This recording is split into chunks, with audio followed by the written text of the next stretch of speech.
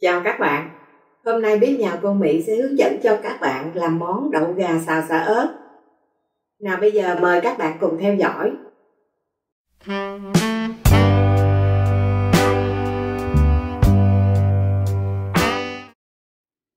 Nguyên liệu làm món đậu gà xào xả ớt gồm có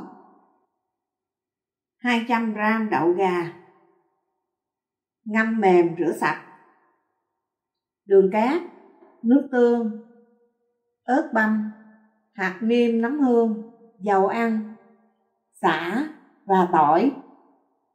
Đầu tiên cô sẽ luộc đậu gà cho thật là mềm, thời gian luộc 15 cho đến 30 phút.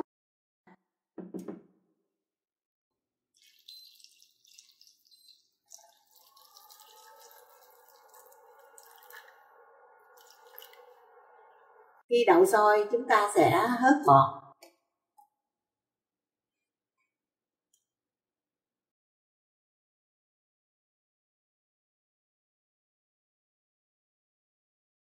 Sau khi đậu nấu mềm, cô sẽ đổ ra rổ cho ráo và sau đó mình sẽ xào xả ớt. Về phần tỏi và sả chúng ta sẽ băm nhuyễn ra.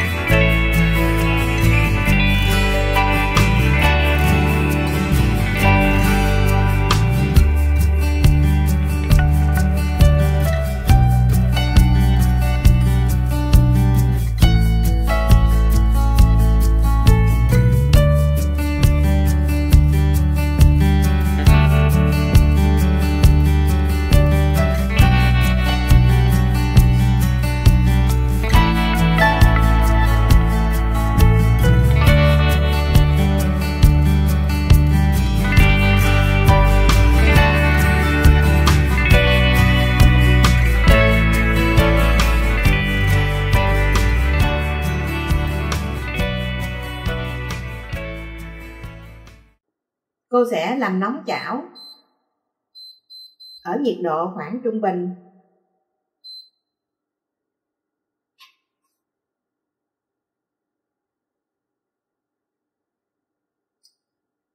Cho 3 muỗng canh dầu ăn vào trong chảo.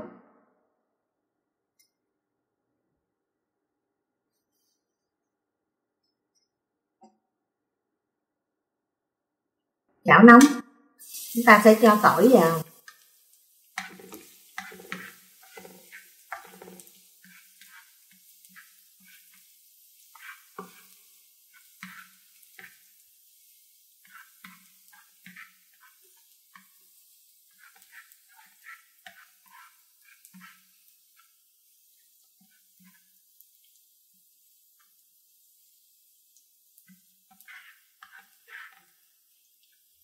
Kế tiếp cho sả vào.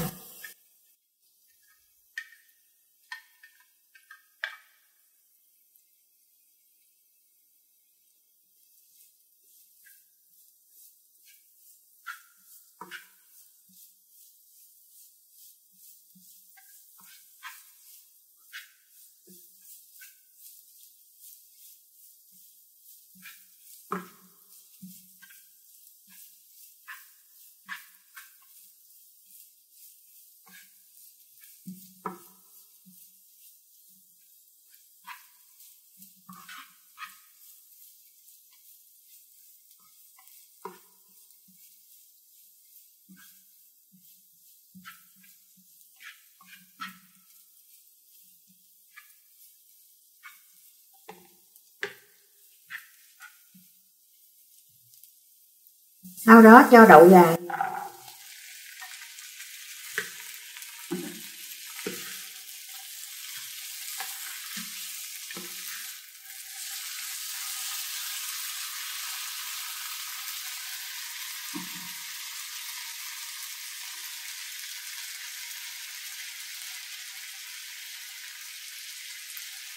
Cho 2 muỗng cà phê hạt nêm nấm hương.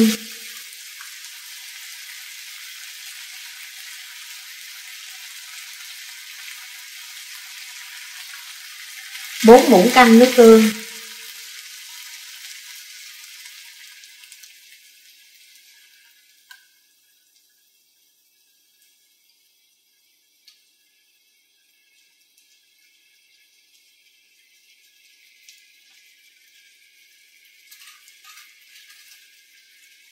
Một muỗng cà phê đường cát.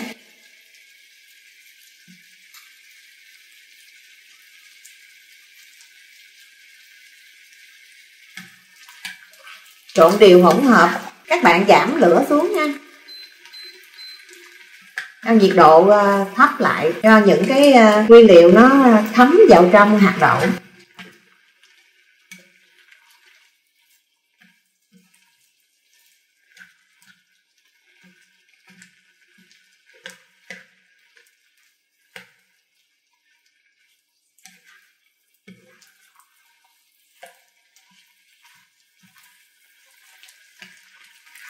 Tùy theo khẩu vị của từng người, chúng ta có thể tăng thêm đường cho nó có độ ngọt vừa miệng nha các bạn.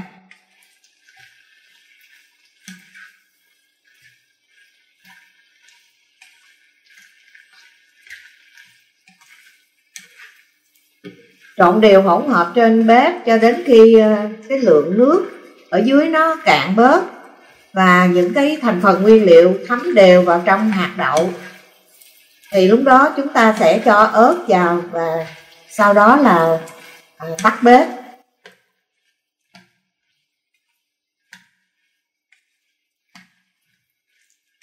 Món đậu gà xào xả ớt này dùng để ăn chay và dành cho những người ăn kiêng.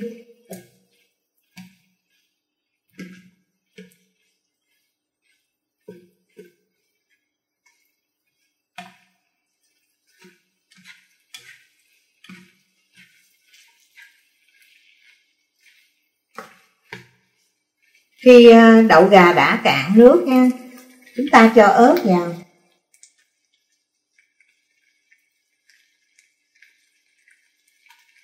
Thì tùy theo các bạn ăn cay nhiều ít, chúng ta sẽ cho ớt nhiều hoặc ít.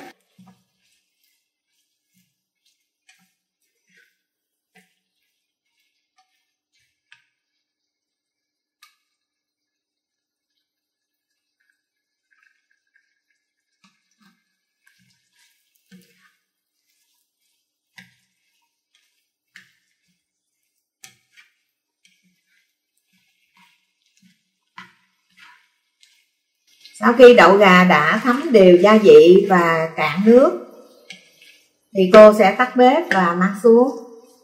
Như vậy chúng ta đã hoàn tất món đậu gà xào xả ớt.